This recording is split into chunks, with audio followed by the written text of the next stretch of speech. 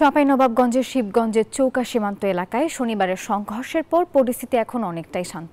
তবে সতর্ক অবস্থায় রয়েছে বিজিবি। জোরদার করা হয়েছে টহল ব্যবস্থাও। চৌকা সীমান্ত থেকে সবশেষ পরিস্থিতি জানাচ্ছেন আমাদের সহকর্মী জুবায়ের সানি।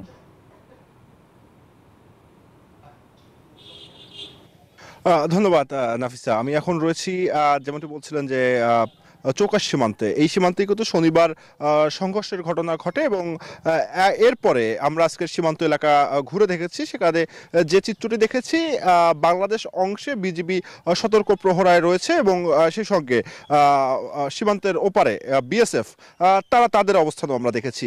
একই সঙ্গে কৃষকরা তারা অনেকটাই কাজে ফিরে গেছেন, কিন্তু সীমান্ত লাগোয়া যে জমিগুলো রয়েছে সেখানে কিন্তু এখনো কাজ করতে দেওয়া হচ্ছে না এবং একটি নির্দিষ্ট দূরত্ব পর্যন্ত আসলে সাধারণ মানুষকে যেতে দেওয়া হচ্ছে, তারপরে আর যেতে দেওয়া হচ্ছে না।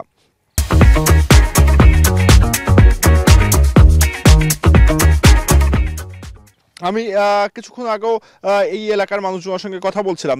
তারা যেটি বলছেন যে সীমান্ত পরিস্থিতি তারা একদমই শান্তিপূর্ণ চান, কিন্তু বারবার ভারতের পক্ষ থেকে আসলে উস্কানি দেওয়া হয় এবং ভারতের জনগণ যেভাবে এসে বাংলাদেশ অংশে হামলা চালিয়েছে, যে ক্ষয়ক্ষতি করেছে, সেটি তারা আসলে চান না। এবং তারা যেটি বলছেন যে এক্ষেত্রে সরকারকে কূটনৈতিক পর্যায়ে আলোচনা তারা দাবি জানিয়েছেন, কিন্তু একটি বিষয় যে তারা যেটি বলছেন যে তারা যে কোনো ধরনের হামলা প্রতিরোধ করতে তারাও কিন্তু আসলে সবসময় সতর্ক অবস্থানে রয়েছেন।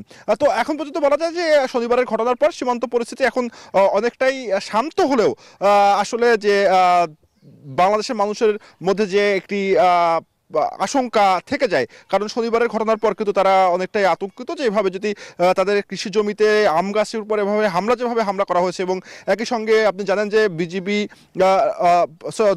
বিএসএফ তারা কিন্তু টিয়ার সেল নিক্ষেপ করেছে। তো এই সব বিষয়গুলো নিয়ে সীমান্ত পরিস্থিতি এখন শান্ত হলেও সাধারণ মানুষের মনে কিন্তু অনেকটাই আশঙ্কা থেকেই যাচ্ছে। তো নাফিসা, এই ছিল আমার কাছে সর্বশেষ পরিস্থিতি।